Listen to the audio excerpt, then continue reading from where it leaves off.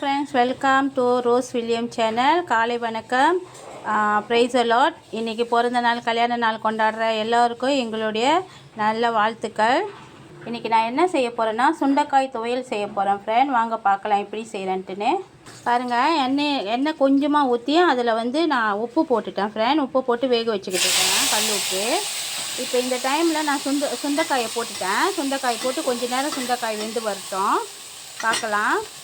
இப்போ பாருங்கள், இவங்க கூட நான் என்ன செஞ்சுருக்கேன்னா, இந்த சுண்டைக்காய் லேசாக வந்துட்டாங்களா, கலர் மாறுறாங்களா, இந்த டைமில் கொத்தமல்லி, கருப்பில் பச்சை மிளகா, ஒரு பச்சை மிளகா போட்டிருக்கேன் ஃப்ரெண்ட், காரத்துக்காக.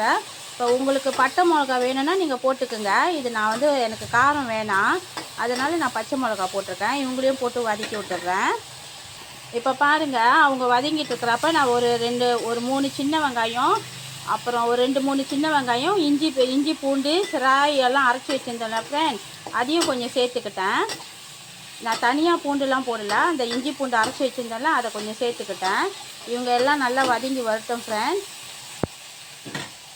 பாருங்கள், இவங்க நல்லா எல்லாமே வதங்கிட்டாங்க. வதங்கினானே நான் கொஞ்சமாக தேங்காய் பூ சேர்த்துக்கிறேன்.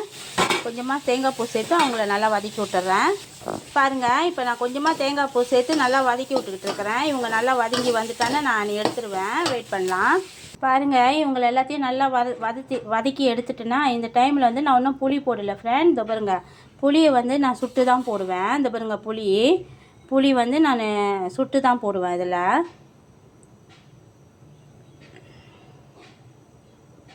கொஞ்சம் நல்லா சூடாகிட்டோம்.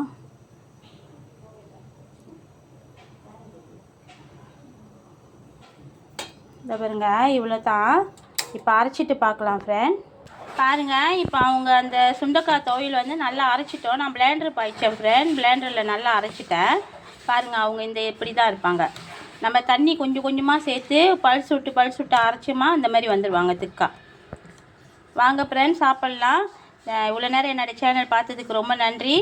அப்புறம் மறந்துடாமல் அந்த சப்ஸ்கிரைப் பட்டனையும் ஷேர் பட்டனையும் அமுத்திடுங்க. பெல் பட்டனையும் மறந்துடாமல் அமுத்துங்க. அப்போ தான் நான் போடுற வீடியோஸ்லாம் உங்களுக்கு வரும். Thank you friend.